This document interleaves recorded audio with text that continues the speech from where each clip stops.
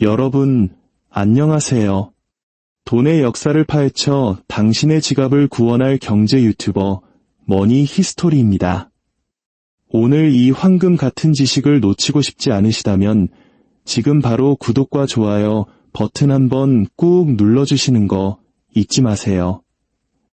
여러분의 자산에 경제적 지혜의 축복이 내릴 겁니다. 자, 여러분. 만유인력의 법칙을 발견한 인류 역사상 최고의 천재 아이작 뉴턴. 그 이름만 들어도 뭔가 경건해지지 않나요? 그런데 이 천재가 사실은 경제 쪽에서는 레전드급 대형 사고를 쳤다는 거 알고 계셨나요? 네, 맞습니다. 오늘 이야기할 근본이제는 바로 위대한 천재의 어이없는 실수에서 시작됐습니다. 오늘 영상에서는 이 근본이제가 어떻게 한 천재의 실수로 태어났고 대영 제국의 힘을 얻고 전 세계로 퍼져나갔으며 결국 왜 처참하게 실패했는지 그 파란만장한 스토리를 한번 제대로 파헤쳐 보겠습니다. 이야기를 시작하기 전에 아주 기본적이지만 많은 분들이 헷갈리는 개념 하나만 잡고 가죠. 바로 돈과 통화의 차이입니다. 이거 헷갈리면 뭐랄까, 썸 타는 거랑 연애하는 걸 같다고 생각하는 것과 비슷해요. 완전 다른 겁니다. 통화는 한국의 원화, 미국의 달러처럼 특정 국가에서 사용하는 돈의 시스템을 말하는 거고요. 돈은 그보다 훨씬 넓은 개념입니다. 사람들이 이거 가치가 있다 라고 믿고 그 가치를 저장하는 수단으로 인정하고 그걸로 물건을 교환할 수 있으면 그게 뭐든 돈이 될 수 있어요. 옛날에는 조개 껍데기가 돈이었고 어떤 곳에서는 돌멩이가 돈이었죠. 지금은 여러분 지갑 속에 파란색 신사임당님이나 아니면 그냥 스마트폰 앱에 찍힌 숫자 몇 개가 돈이잖아요. 그런데 문제가 뭐냐? 이 돈이라는 것들의 가치가 공급과 수요에 따라 너무 널뛰기를 한다는 겁니다. 어제까지는 비쌌는데 오늘 갑자기 길에 쫙 깔리면 휴지 조각이 되는 거죠. 사람들이 이거 더는 못 믿겠다 싶으면 그냥 끝나는 거예요. 그래서 전 세계 정부들은 이 돈의 가치를 안정시키려고 별의별 시스템을 다 시도했습니다. 그리고 근대 역사상 가장 오랫동안 가장 널리 쓰였던 표준이 바로 근본이제입니다. 자, 이제 시간을 돌려 1717년 영국으로 가봅시다. 사과가 떨어지는 걸 보고 만유인력을 발견한 바로 그 남자, 아이작 뉴턴 경이 당시 영국 조폐국의 국장으로 일하고 있었습니다. 이 천재가 금과 은의 교환 비율을 정하는 중대한 임무를 맡았는데 여기서 어이없는 계산 실수를 해버립니다. 아주 그냥 킹받게 은의 가치를 금에 비해 너무 낮게 책정해버린 거죠. 결과가 어땠을까요? 똑똑한 사람들은 바보가 아니죠. 다들 가치가 낮은 은화를 녹여서 해외로 팔아버리고 대신 가치가 높은 금화를 쟁여두기 시작합니다. 이걸 그레샴의 법칙, 즉 악화가 양화를 구축한다라고 하죠. 순식간에 영국 시장에서 은화가 씨가 마르고 수십 년 동안 영국은 본의 아니게 금화만 쓰는 나라가 되어버렸습니다. 이게 바로 근본이제의 우연한 탄생입니다. 그냥 뉴턴의 실수 때문에 영국이 하다가 근본이제 국가가 된 거예요. 그리고 1821년 영국은 이 시스템을 아예 법으로 공식화해버립니다. 때마침 영국은 해가 지지 않는 나라, 즉 대영 제국의 최전성기를 향해 달려가고 있었습니다.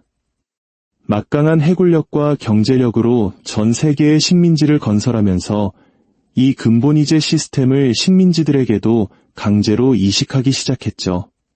마치 요즘 인싸들이 쓰는 유행어를 여기저기 퍼뜨리는 것처럼요. 당시 신흥 강국으로 떠오르던 미국도 이 흐름에 재빨리 올라탔습니다. 미국 역시 급격한 성장을 겪으면서 자국 통화를 안정시킬 시스템이 절실했거든요. 그리고 마침내 새로 통일된 독일 제국마저 근본이제를 채택하자 다른 나라들은 대세를 거스를 수 없겠다 싶어서 너도 나도 근본이제 클럽에 가입하기 시작했습니다. 이렇게 인류 최초의 국제 통화 시스템이 완성된 겁니다. 영국이 세운 이 국제 근본이제는 1차 세계대전이 터지고 뒤이어 대공황이라는 경제대재앙이 닥치기 전까지 꽤 잘 굴러갔습니다.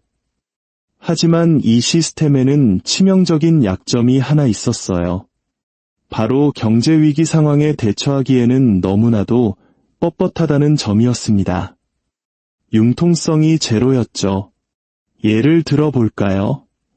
경제가 박살나면 정부는 돈을 풀어서 시장에 활기를 불어넣어야 합니다.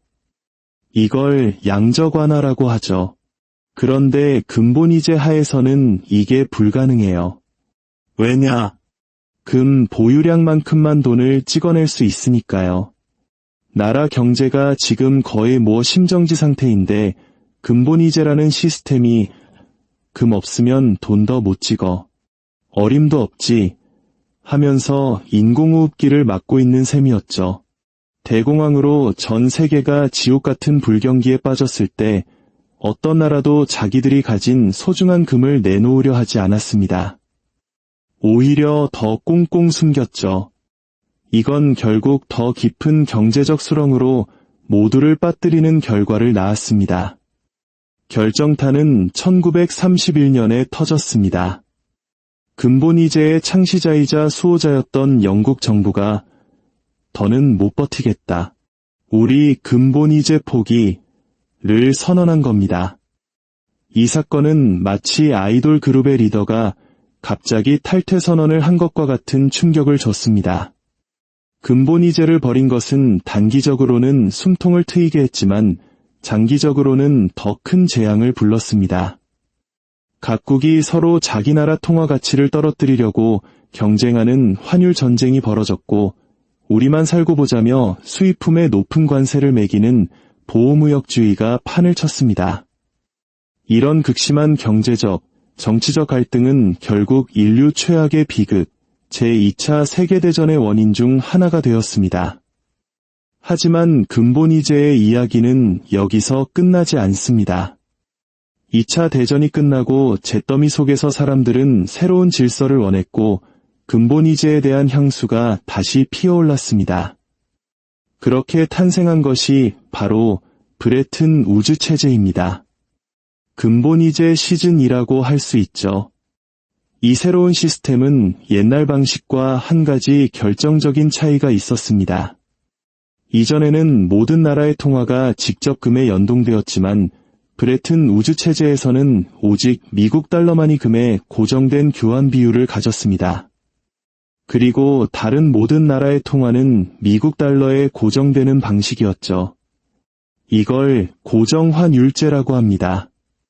이건 마치 과거에는 모두가 금이라는 절대 군주에게 직접 충성을 맹세했다면 이제는 미국 달러라는 중간 보스를 통해 충성하는 구조로 바뀐 것과 같았습니다. 2차 대전이 끝나고 미국이 전 세계 경제의 절반을 차지하고 전 세계 금 보유량의 80%를 혼자 다 들고 있는 그야말로 넘사벽장이었기에 가능한 시스템이었죠. 이론상으로는 꽤 괜찮은 아이디어였습니다. 그리고 실제로 한동안은 잘 작동했죠.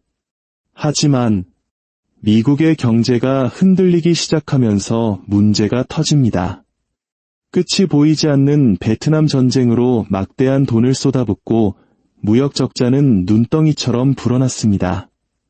결정적으로 프랑스 같은 나라들이 미국 상태가 좀 안 좋은데 우리 그냥 달러 줄 테니 약속대로 금 내놔 라며 미국이 보유한 금을 마구잡이로 인출해가기 시작했습니다. 미국의 금고가 점점 비어가자 결국 1971년 닉슨 대통령이 TV에 나와서 폭탄 선언을 합니다. 우리 더 이상 달러를 금으로 안 바꿔줘. 배째. 이게 바로 그 유명한 닉슨 쇼크입니다. 원래는 잠시 중단했다가 달러 가치를 조정한 뒤 시스템을 재개할 생각이었지만 한번 떠난 버스는 돌아오지 않았습니다. 이 결정은 영구적인 조치가 되었고 근본이제는 역사 속으로 완전히 사라지게 됩니다. 그렇다면 근본이제는 다시 돌아올 수 있을까요? 닉슨 쇼크 이후 전 세계 통화는 더 이상 금과 같은 실물 자산에 의해 가치가 보장되지 않습니다. 대신 시장의 힘에 따라 환율이 자유롭게 오르내리는 변동환율제 세상에 살고 있죠. 어떤 사람들은 이것 때문에 인플레이션이 심해지고 경제가 더 불안정해졌다고 주장하며 근본이제로 돌아가야 한다고 말합니다. 하지만 제 대답은 아니오입니다. 불가능에 가깝습니다. 왜냐하면 오늘날의 세계는 수많은 경제 강국들이 서로 경쟁하는 다극화 시대이기 때문입니다. 과거 미국처럼 압도적인 힘을 가진 나라가 없기 때문에 모든 나라가 동의하는 단일 기준을 만드는 것은 거의 불가능하죠. 게다가 현대 경제는 과거와는 비교도 할 수 없을 만큼 복잡해졌습니다. 당장 내일 집값이 어떻게 될지, 내가 산 주식이 떡상할지 떡락할지 모르는 세상에서 정부는 통화 정책을 훨씬 더 유연하게 사용할 필요가 있습니다. 우리가 앞서 살펴봤듯이 바로 유연성의 부족이 근본이제가 역사 속에서 2번이나 퇴출당한 가장 큰 이유였으니까요. 스마트폰 쓰다가 다시 삐삐 쓰자고 하는 소리랑 똑같은 겁니다. 근본이제는 한때 세계 경제의 안정성과 신뢰를 제공했던 중요한 시스템이었습니다. 하지만 변화하는 세상의 요구에 적응하지 못하고 결국 역사의 뒤안길로 사라졌죠. 그 역사를 통해 우리는 돈의 가치는 절대적인 것이 아니라 시대의 필요와 사람들의 믿음 속에서 끊임없이 변한다는 중요한 교훈을 얻을 수 있습니다. 오늘 이야기가 유익하셨다면 앞으로도 돈의 역사에 대한 더 흥미로운 이야기들을 놓치지 않도록 구독과 알림 설정 꼭 부탁드립니다. 다음 영상에서 더 재미있는 이야기로 찾아뵙겠습니다.